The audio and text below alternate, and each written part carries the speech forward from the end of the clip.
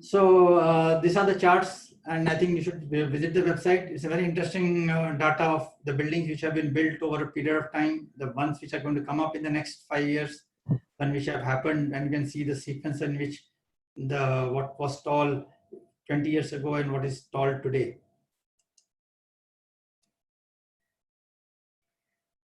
So these are some of my own thoughts as to what tall buildings should be.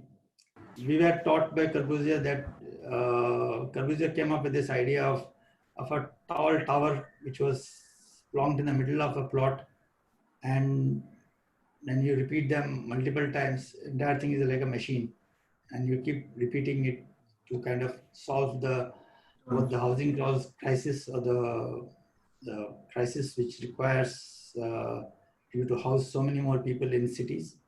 And then we have, but we found that as a philosophy may or may not have worked in this thing. There is debate going on that.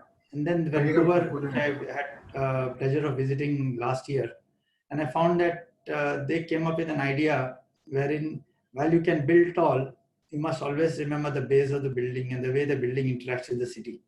And you should, and this new concept I would say one of the older concept, but which is now gaining popularity, is called transit-oriented development, wherein the safety of the sidewalks and the safety of people walking in the cities is very, very critical.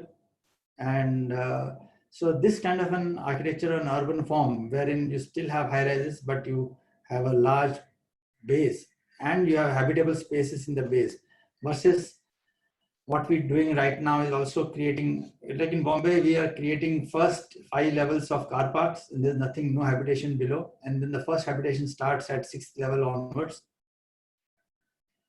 So in versus that, I was thinking whether an option could be where we could have habitation right from the ground level, going all the way till top, without overcoming the ambitions of creating high-rise buildings or to consume the FSI or things like that. Let's come down to a little bit of the technical aspects of the things of high-rise. The challenges has always been vertical transportation.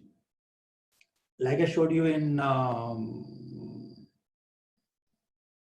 the 23 Marina or the Lodha or other things, we create banks of lift for different heights or different floors.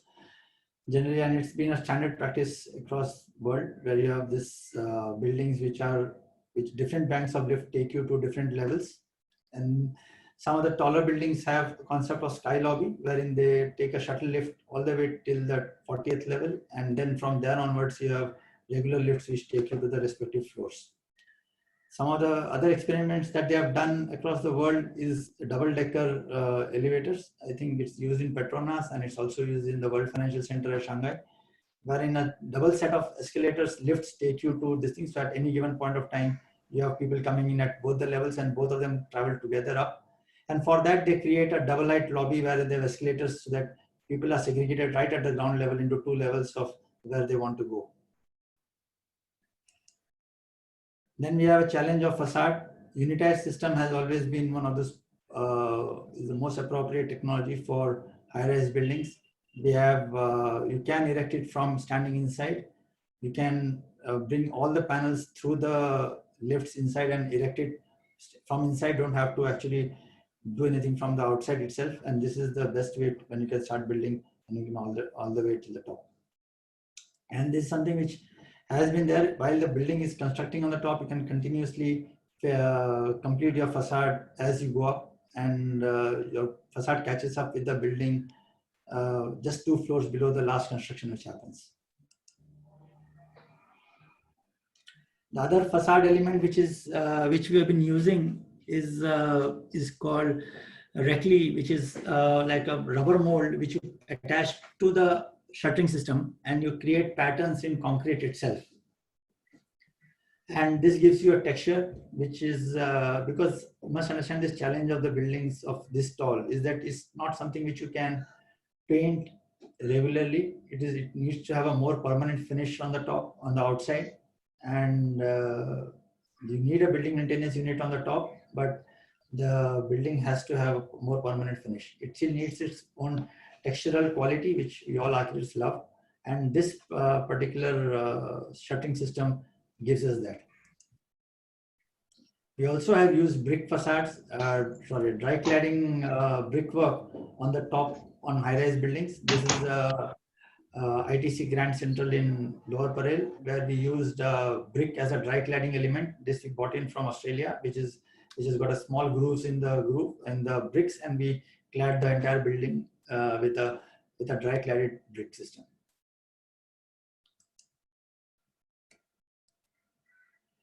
This is the jump form shuttering, which is now the most preferred method of construction of high-rise building. It's like a slip form, automatic. It keeps moving up 2 floors and gives you sufficient safety when you're working on the top. You don't have to look down when you're working. The staging is there for about 2.5 levels, which allow the workers to walk around the place, do their work around the building, and the entire building kind of extrudes itself from base till the top. One on the building on the left is Monte South, which we are doing near Baikula.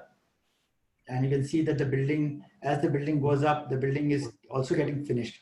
Then we have made a sample apartment here at the mid level, so that's where the show flat is, and it helps the developers to showcase the fact that the kind of views that they get, kind of finishes that they will be giving, and everything else.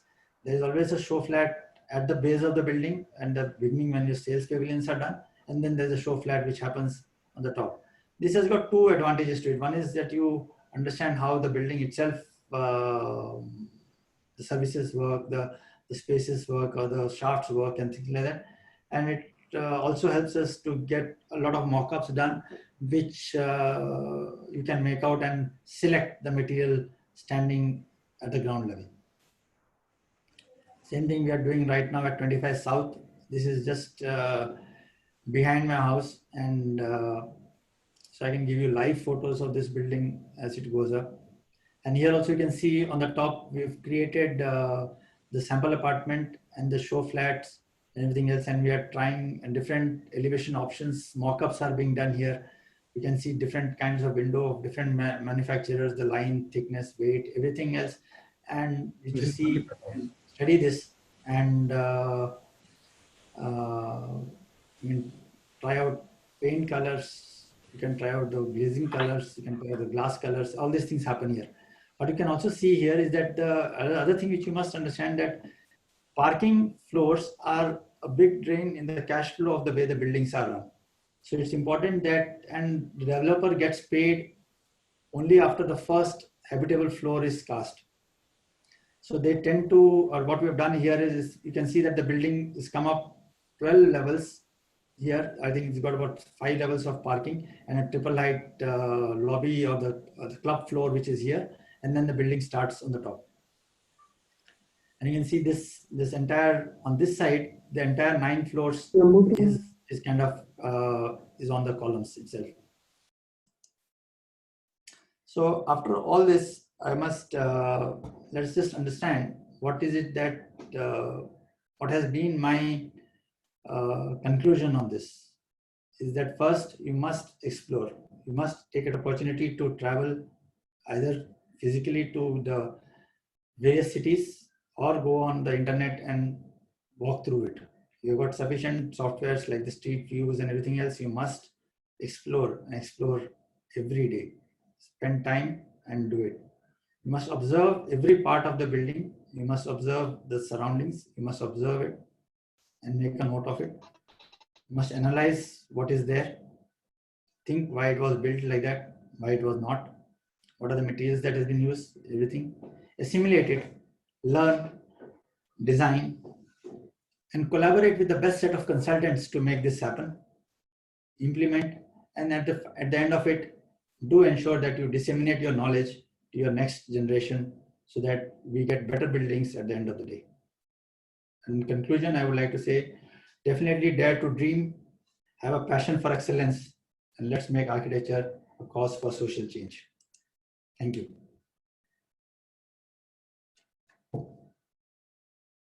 Wonderful. Thanks a lot, Architect Nilabh. That was a wonderful session.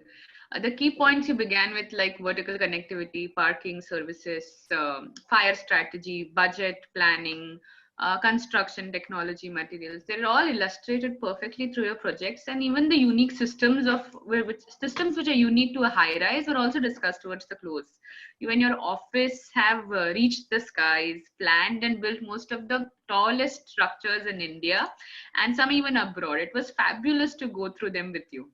The first question for this session is the same for you and as it was for Sameep and Vami. So how are you in this lockdown, and how is the office? Like, how are you working during this lockdown? Have you taken it slow? What are the processes that you have used? How are you changing the digital formats? How are you acclimatizing basically? We have a couple of hardcore clients, I must say, who are pushing us to this thing. But currently, as of now, out of 500 staff that we have about 100 people online who are working. Some of them who have left, some of our CAD operators and all that, who had to leave and go to their respective villages, are struggling to get hold of a internet connection, not a internet connection, I would say.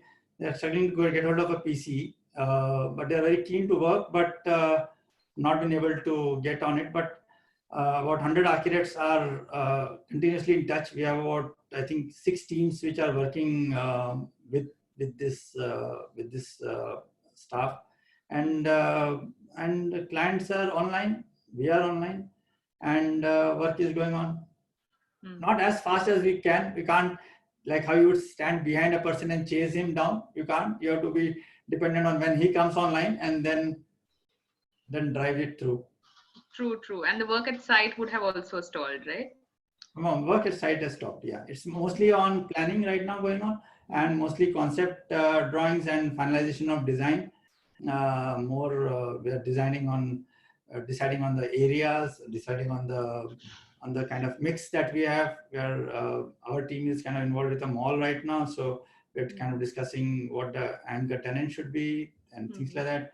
There's another project which is going on, is the low cost housing. So that's in the working drawing stage. So it's easier. It's not so much of a client interaction. It's mostly us who are designing, discussing it, and making sure that we kind of set charts and give targets to people to work on, and it's happening. Nice, wonderful. We talked about verticality and its connectivity. So, how can a possible sense of alienation that may come from elevating oneself from the ground to the skies be tackled at a human or user level? What measures can we take while designing a tall building such as this, and how it can coexist in a horizontal city with respect to human scale? Is something that you have consciously thought of in your designs, and but would you want to elaborate a little more specific to the user experience? No, as a user, see, that's something which we have. It's an important thing, and it's always been a thought that we have always had. Initially, I remember in 1998, when we were doing the first slum rehabilitation work for that time's Shiv Sena government, and we came up with an idea of 7-story and 12-story high slum rehabilitation buildings for a ground plus one, which was originally ground plus one. And there was, of course, a lot of opposition, and people had different opinions. But when we built them, and it was quite an award-winning thing we built at Gurgaon, where it was nothing like the ones which you see today with this 3-meter open space. I'm talking something which we built with nice gardens and everything else. You can do the same amount of FSI, same amount of tenement, same amount of density. You can build without having to build the way you see more visibly so. And it's terrible that it's being built like that. But our experience has been that that if you shift them from ground floor, as long as the ground floor tenements are kept, which caters to the retail and everything else, and shift them to the higher levels, there's a huge amount of acceptance. When we made them in 12-story buildings also, there was a high level of acceptance, and people adjusted and are quite comfortable going high rise. When it comes to super talls or the higher building, let's say talk about 30-story or a 40-story building in any high-end apartment system, your question is how do the people interact and how do the things. It's something which I've been asking people who have stayed there. You must understand that there are two public levels in every such societies. There's a public level at the ground floor level where everybody comes and meets and kind of bumps into it, because ultimately city is about interaction also.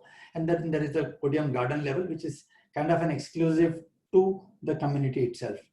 And since it's above the parking levels and it's exclusive to community, I understand that everybody does come down to that garden level, and there is each of these complexes have a clubhouse, and so those become great social gathering spaces. True. What are the urban design inputs that go in deciding the design or height of a high rise in a city? With terms of not just at the city level but also at the neighborhood level, like to say what kind of a dialogue would the skyscraper have with a heritage precinct. I believe the Buckley Court in its design solution is a good example of it, Sarabhai versus Sarabhai house as we know it popularly. But what happens if it is an entirely heritage precinct next to which a high rise is coming up? The heritage precinct in which a high rise has come up, I would probably be right now Churni Road area. I think that's the only place which I know which has a huge heritage or an urban fabric which is there. And currently what you see, what is happening in Muhammad Ali Road or things like that, where there's a huge These are examples low-rise from development which is Mumbai, being right? pocketed up with, yeah. And that's probably purely for Mumbai. I don't think anywhere else in the country we have this unique situation where you have this high rises popping up in the middle of a largely low-rise urban fabric. But that I think is more. We must also understand that there is a inherent desire among the population to go high. There is, because there's an aspiration attached to it, and so naturally people would always want to go high. And even the existing tenants, if given, because we are we are doing a fair amount of work in this rehabilitation front, and we find when we speak to people, yes, even when they are asking and being allotted floors in those buildings, the more influential want to go up on the top, even among the rehabilitation people. So the desire for going high is quite strong in Bombay, and so that I don't think is so much of a challenge. But as an overall, when you look at it historically speaking, let's say when all of the buildings in Muhammad Ali Road, for example, will become high-rise, which will eventually it becomes. There is cluster development happening at Saifi, and there is cluster development which is going to happen now at Kamatipura, and there's going to be cluster development which is going to happen in other plots. BDD Chawls, for example, will have cluster development which will happen at BDD Chawls, which are ground plus 3 Chawls, which will now all go on to 28-story buildings, and the sale buildings will be about 50 stories high. So those will create a new, let's say an urban typology, which is not something which we are not used to. We have always lived in high-rise buildings in Bombay, so it's a natural progression according to me. Right. I think in continuation with this aspiration bit, Imperial Tower and its social context actually brought a different dimension to our understanding of high rise, which we mostly thought were elite and gentrified spaces. But what is the outcome of having these two starkly different socio-economic groups, that is the slum rehabilitation buildings for lower economic groups and the high rise towers for high income groups? Of these two distinct in one close to the other built form. So what are the social implications of these distinctive massing? Can you throw some light on it? There isn't any, I don't think there's a social distinction. It's something which, see, understand, Bombay, we've always lived together.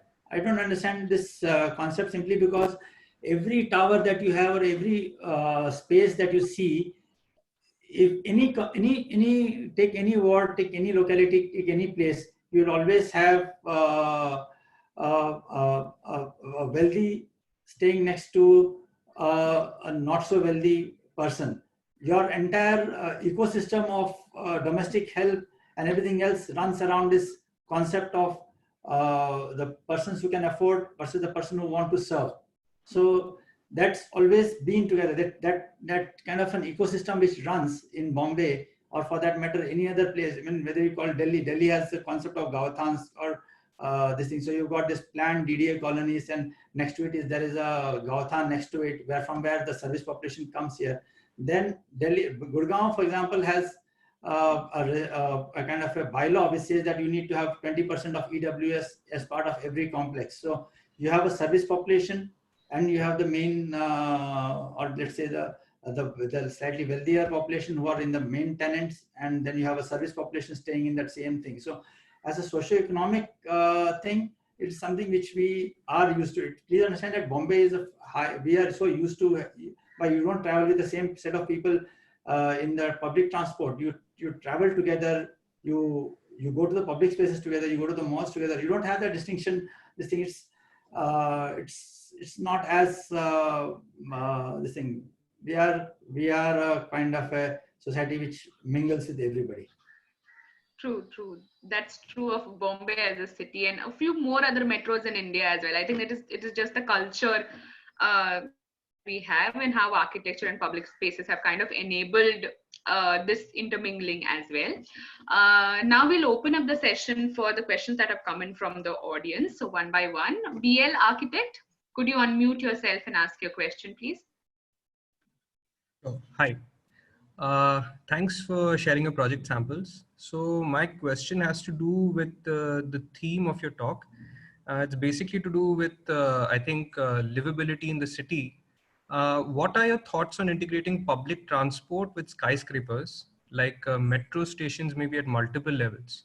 And can we ever get to some technological solutions like green spaces attached to skyscrapers to give relief to hyperdense cities like Mumbai? Thanks. Yeah, the one which is next to the station is almost there's hundreds of examples across the world. I mean, if you want to see one of the really good examples would be, I would say, look at the Nagoya Towers in Japan, where they have built one of the two tallest buildings next to the station. We have a fair amount of transit-oriented development, which is now being picked up in Delhi, and probably that should lead by example across the country as well.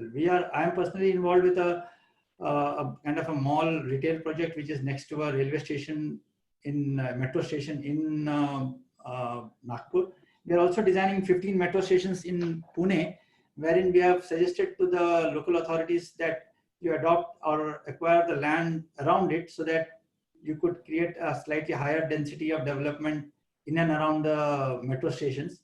And by law, this current transit-oriented development laws also give you extra FSI around the 500 meters from every railway station. So I think it's one of those most critical and important aspects which the city definitely must undertake, wherein you must be able to connect metro station directly into the building. Currently, I remember still when we were doing Rajouri Garden, one mall in Rajouri Garden, and we had asked the metro authorities to give us an access. But apparently there was some law which prevented a metro station being connected directly to a mall. And it required a whole lot of special permissions and everything else. But that was, I think, about 8-10 years ago. But now I think the laws have changed, wherein people are allowing, and they're in fact encouraging you to kind of adopt the station and give your name to it. They charge a certain amount of premium to it, and then you can then connect yourself directly to the mall. I think that BKC diamond boards will be connected to the BKC metro station. And similarly, I think there's one project in Kalbadevi where they're rehabilitating a fair amount of affected people into a tower which is directly on top of the metro station. The bullet train stations project, which I was involved for slightly briefly, there's an international financial center which is being built right on top of the bullet train station itself. Thank you. The next question is by Priya Sham. Can you unmute yourself, please?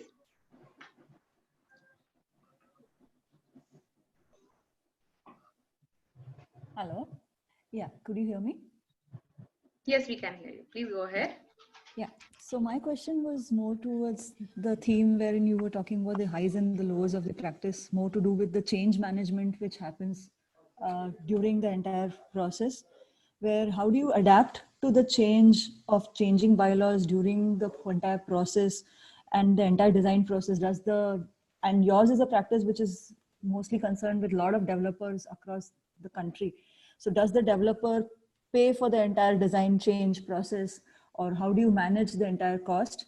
Secondly, there is also a moral responsibility where the entire project, because of these changes, goes from a very fancier version to a little demure version on actual construction.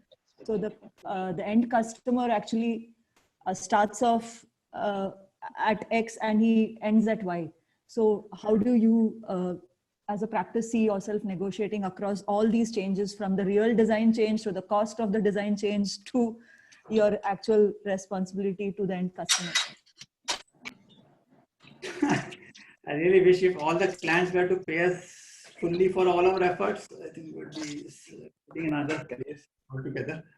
But it's a fine art, I think, of requesting and getting sure that at least you get partly paid for what you do, not necessarily for the entire thing, because he also kind of says that Salat aisi hai or something like that, and we must change for the market forces. So it's sometimes you do get paid fully, but sometimes you won't.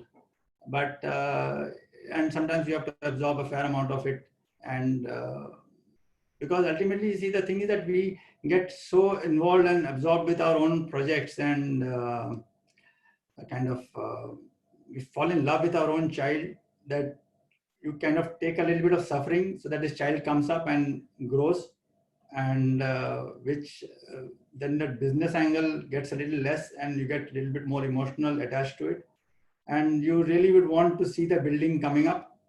A lot of times the buildings don't come up exactly the way you have conceived it. Is, I think, something which we have to practically live with it, and be pragmatic about it. And that's the unfortunate part of our practice of how the laws have changed. Bombay, I think specifically has had a brunt of it in the last 4 years, that things have changed, where building got changed midway. The structural system itself had to be undergone changes. Everybody's structural system, MEP team, us, everybody had to kind of rework a fair amount of works again. And in between, developers also went a little bankrupt, and then they had to create new tie-ups. And then the new tie-ups happen. Then the new owners, or let's say the new stakeholders, have their own version of what things will sell better or what would be accepted better. And then there are changes because of that. Then there are changes because of the size of flats. Sometimes the large flats became small flats. The fall in the real estate prices, because of that, something else changes. So those are something which you have to. It's a balance here. You can't. There's nothing. There's no straight answer for this. Yes, one of the mysteries that unreveal themselves as you grow. The next question, I think, is by Prateek Kadam. Would you like to unmute yourself and ask your question? Hello. Good afternoon, sir. As so we are moving to high rise nowadays, and it will continue in future. But sir, do you think that it will affect to the people living low floors? I mean, can they receive proper sunlight due to the high rise, and can it affect to the health due to the less sunlight?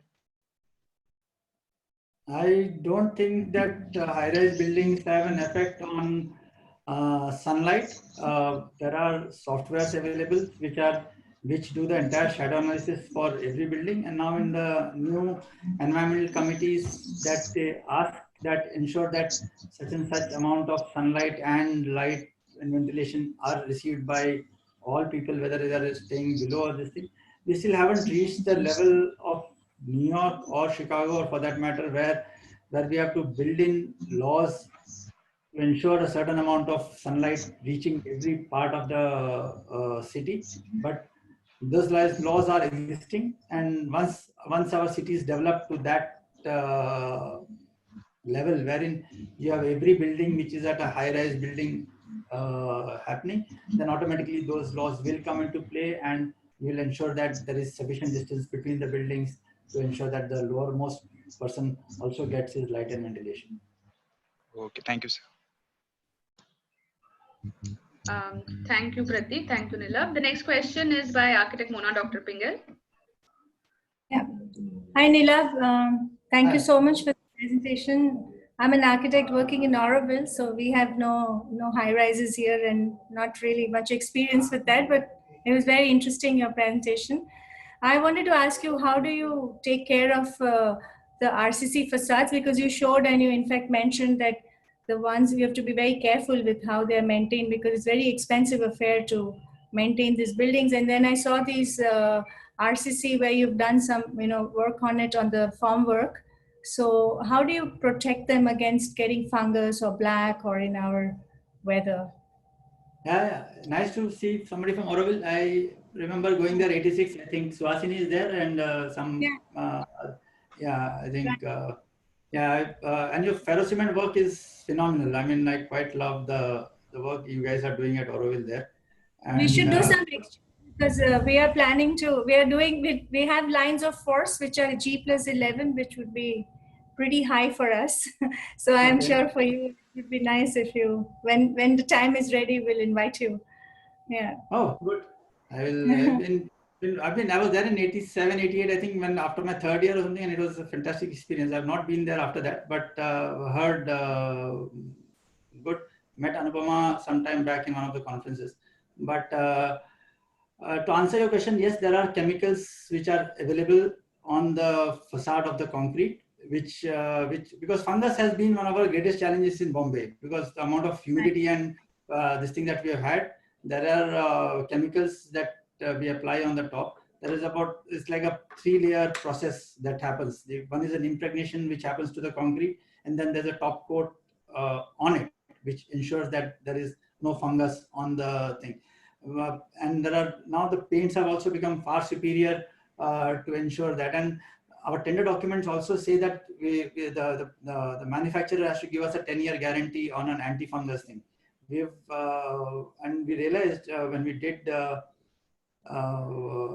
example, Hiranandani, when we did, and now it's been now more than 10, 15 years, and we have fair amount of success we have got with this new sets of coats that we have. So it's a kind of epoxy-based exterior coat that you do? Epoxy we have used for when we do dry cladding. For example, when we do a dry cladding, then we use epoxy because epoxy is a slightly shiny material. So you can't use epoxy for an exterior coating. And I believe there is a certain, they don't have that same UV resistance in terms of being continuously exposed to the outside. It's not an epoxy. I am not familiar with the chemicals, but there's a 3-layer process, which is first the impregnation, then there is a coating on top of it, and then the top coat, which kind of protects the other one. All right. Thank you so much. Bye. Thank you, Dr. Mona, Architect Mona, and thank you, Nilabh Nagar. The next question is by Jayanta Pereira. So please unmute yourself and ask the question.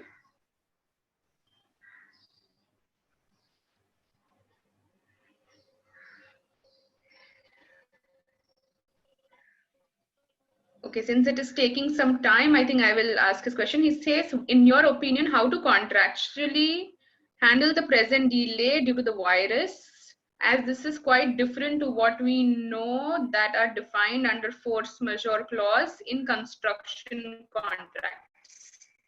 Well, So I think this is to do with the legal. To my best of my knowledge, this comes under force majeure because any calamity which kind of makes the whole country come down or stop work would, I think, contractually be called force majeure.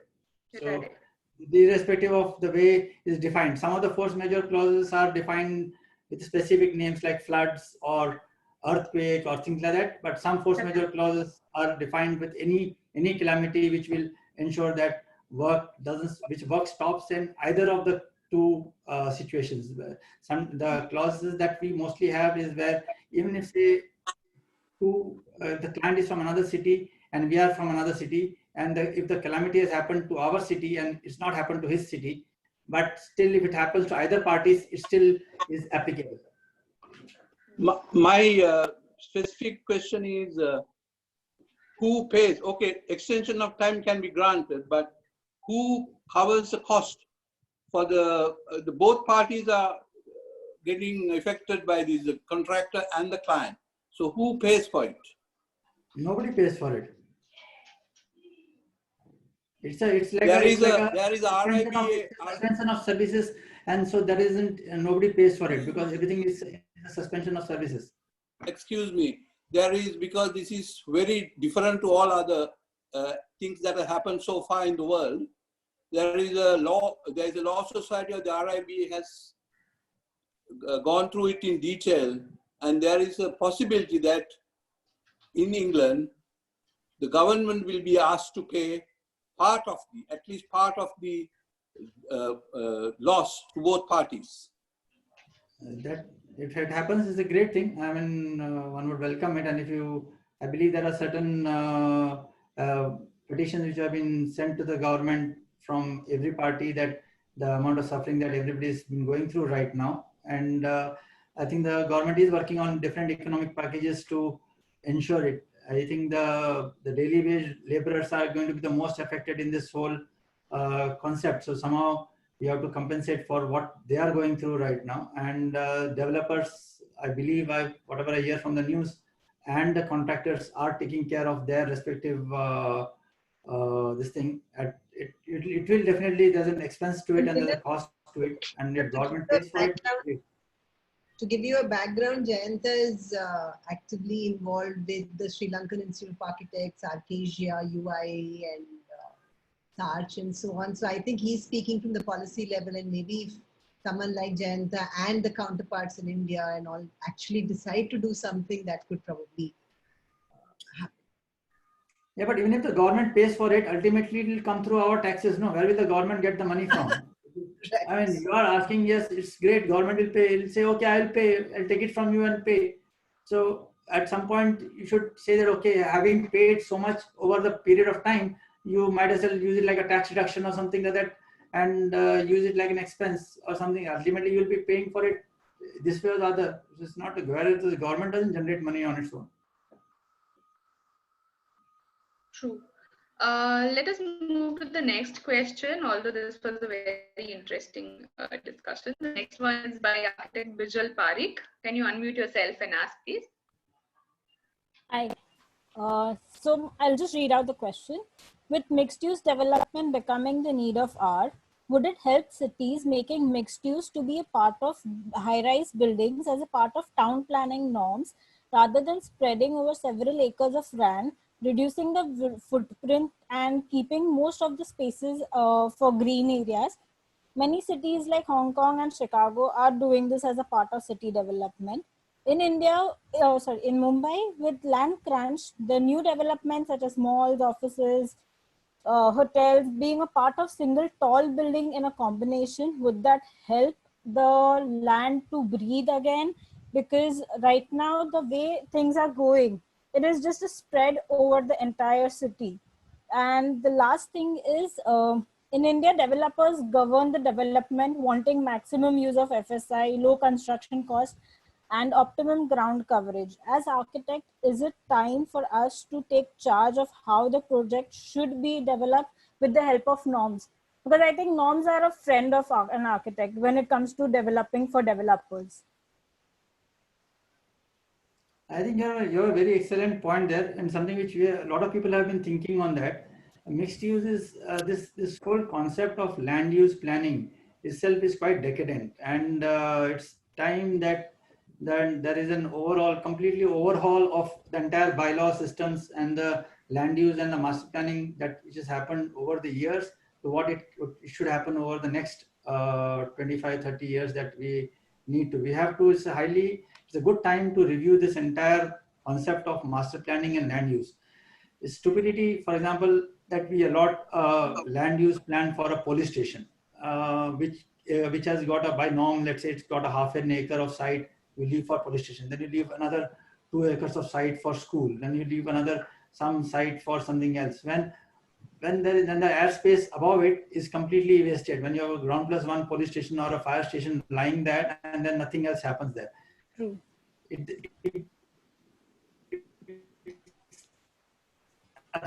Absolutely not there at all in either Hong Kong building. You've got a metro station and you've got something else on it. You've got a police station, you've got a building on top of it. So it's time that we kind of definitely overhaul the entire land use planning concept. We must definitely have calculate the number of police stations, schools, hospitals, everything that you need. And London, for example, has a concept of negotiation of every plot. You negotiate with the city, and the city decides that this plot will have this, and then the developer, for him to develop that plot, has to make those amenities happen in that site, and then he gets to build and decide what he wants to develop. Here in India, we tend to change the land use itself from an industrial land use to residential, from residential to commercial, and things like that. And you can do that by payment of some premiums and all that, which is something which it's high time that the city wakes up and makes sure that we get the required amount of amenities and land use that we need for our community, and ensure that every plot which comes under development satisfies to that aspect of it completely. That is a very, very valid point that you have taken out, and it's something which we must all as architects try to push for it. Great, thank you. Wonderful. Thank you, Bijal. Thank you, Nilabh. The next question is by someone who's named themselves as admin. Bold of you to name yourself as admin when we are around. Anyways, admin, can you unmute yourself?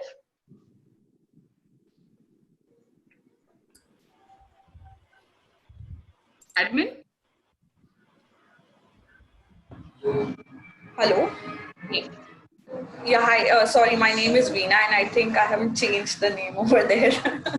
So, Neela, thank you for the presentation. And Sonam, connecting back to you from the course that I had participated with you for the Chowkat Darwaza. So, Neela, I have like 3 specific questions for this. One is I would like to understand how did the 2008 financial crisis changed the way high-rises are conceived, maybe internationally and in India. And second question is, the regulatory parking norms in our city are designed for maximums. Do you think that there is a way that our fraternity as architects, we can address this? Because right now we are seeing towers with 1,000 car parks and roads like 9 meter wide. My third question is, why do you think the high rises in Indian cities are exclusive rather than inclusive? Do you think security is our major concern, or do you think it is the class concerns that, tell us that, oh, no, we can't be closer to these people, or, there has to be a strict segregation, or the ground floors cannot be given for public activities? Let's take that question about parking. I think it's something which is a norm which requires a change, but that inherent ambition of every person to own a car cannot be discounted. Now with this app-based transportation systems, and the fact that metro is going to come in quite strongly, and I understand that the new generation is not so fascinated by owning a car.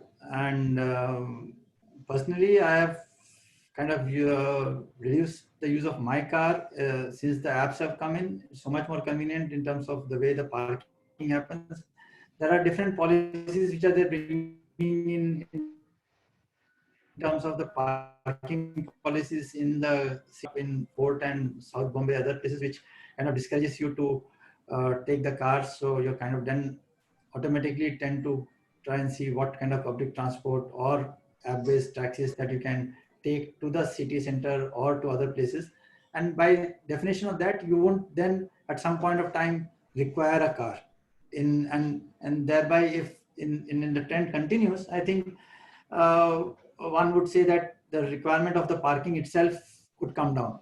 My last set of visits to Toronto and Vancouver was that people there, the new millennials, are not interested in parking at all, and that's why you will find lots of these residential towers which don't have parking at all.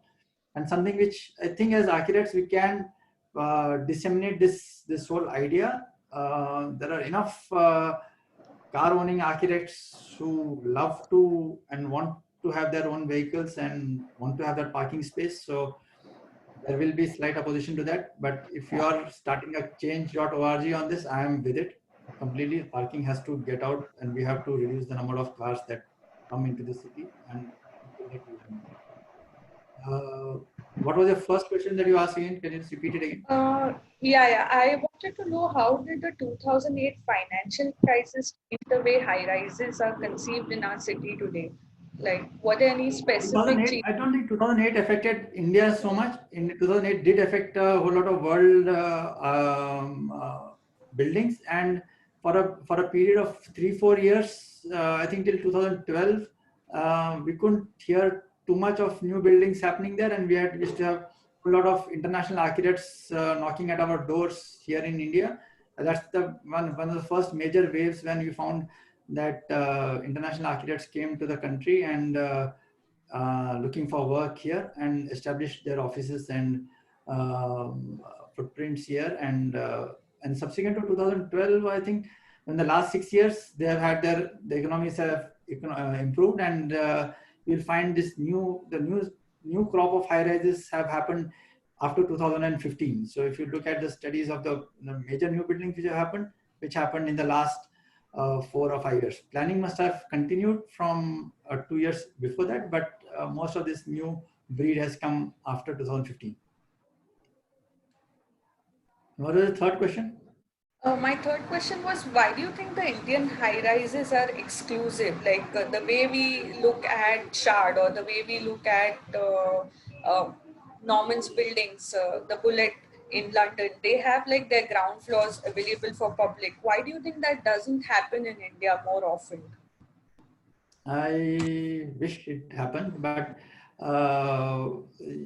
the security system, I think it's a purely Indian psyche. I think it's a thing about exclusivity which we want, and we like our gates, we like our doors, we like to make sure that this is mine, and that whole idea of mine is quite strong. Even just imagine Nariman Point, just imagine any of these places, if they were without boundary walls, how much more freer space that would have happened between the buildings. Even when, for example, BKC was conceived, at that point of time also the idea was not to have boundary walls between the buildings and have a free flowing arcade from one end to another end. That is how the original concept was. But then every plot owner went ahead and made their own plot lines and made sure that. But when an international architect came across, and you'll find that international, for example, if you've been to BKC, you can see the International Finance Center done by KPF. There they have kept that, they didn't put any boundary wall, they kept that thing open. Same thing when SOM made the Jet Airways building for Godrej, there also they kept it open. But other architects and other plot owners, especially some of the government ones like the SEBI, for that matter, the Bank of India, for that matter, they have all erected huge boundary walls and made sure that the public spaces don't happen, which is really sad. I mean, there is no earthly reason why the security can't be at the door and not at the plot. And it's something we must, through examples and the people who have visited abroad and seen it, have to change this thing completely.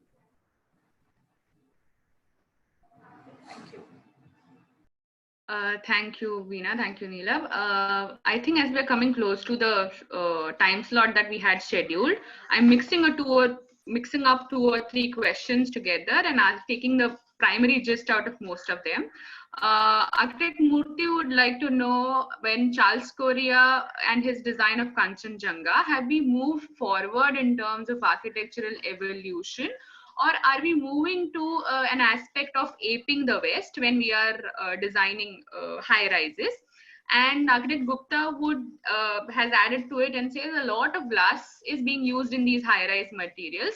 And since this is something that may have been borrowed from West and may work in countries which are cold, India being a tropical country, how do these designs respond to the environmental aspect of it?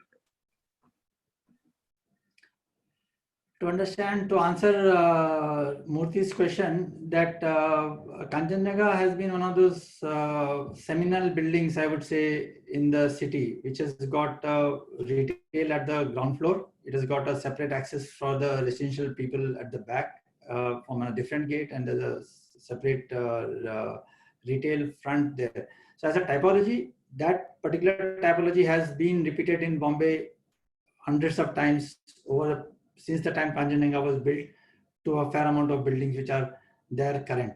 So, and it as late as a building which is, let's say the Raheja at Mahalakshmi, for example, it's got shopping at the ground floor. It's got a nice arcade happening below, and then it's got a podium, and then it's got a garden on the top, and the residential apartments start on the top.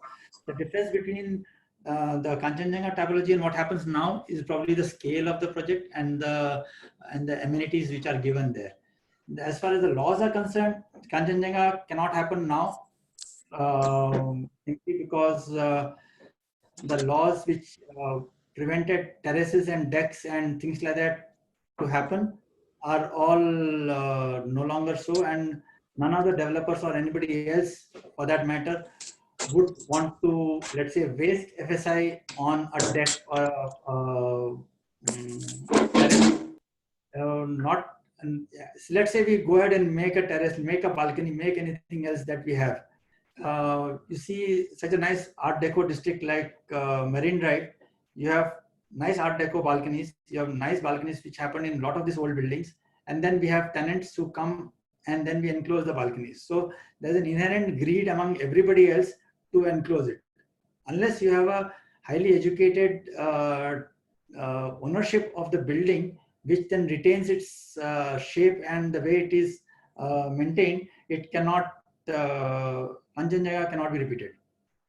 And Kanchenjunga has a very distinct set of people who have occupied it and take pride in that building. The second question was regarding what? I just can repeat that question again. Architect Gupta, would you like to unmute and ask the question? This is the closing question. Please do not take much time.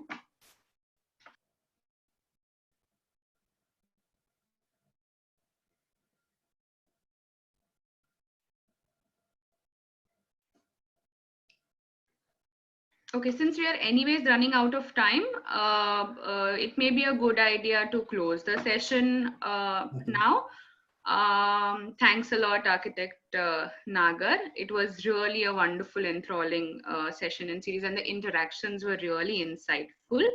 I would now hand over the mic to Geeta so that she could give the final vote of thanks, and thank you, everyone. Thank you, Nilabh, for that truly elevating presentation. Literally and otherwise. Your presentation, which took us through the process of designing and executing high-rises right from the foundation to the building envelope, focusing on individual users as well as the larger city-level connections, was extremely insightful. The projects you presented only demonstrated that really not even the sky is a limit for those who dare to dream. Only the will to do so and the perseverance to carry it through with out-of-the-box thinking as well as sensitivity is crucial.